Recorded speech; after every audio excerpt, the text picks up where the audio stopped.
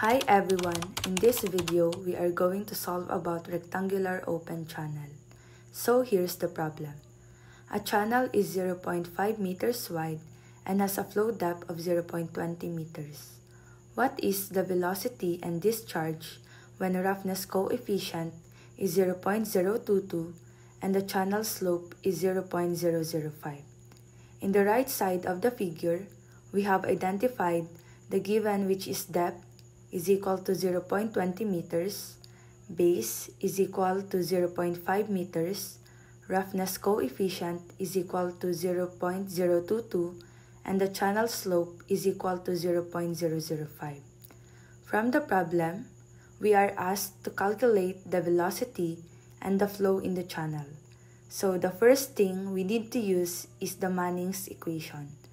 To get the velocity, V is equal to hydraulic radius to the power of 2 over 3 times the square root of the slope of the channel over the n, which is the roughness coefficient. Using Manning equation, we need to get the hydraulic radius, which is the area of the flow, divided by the weighted perimeter. Next, the cross-sectional area is going to be the width times the depth of the channel. The weighted perimeter is the whole base that is touching the water plus the flow depth of the channel, which is we add the one flow depth to the other side, so it will become 2y.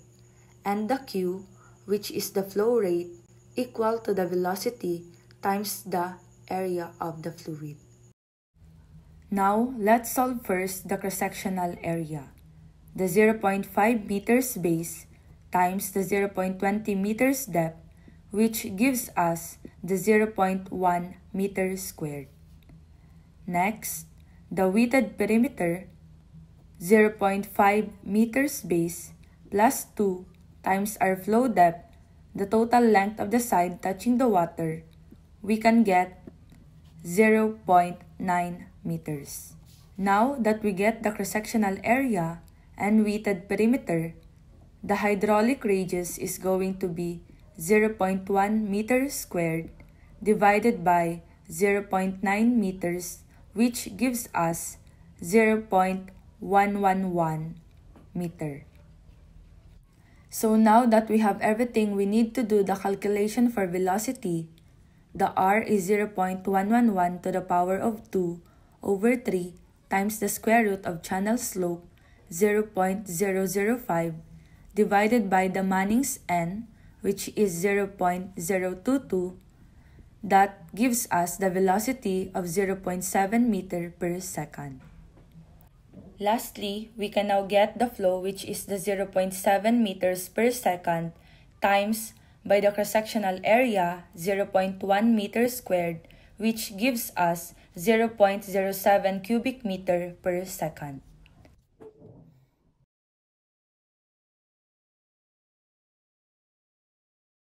That's all. Thank you for watching.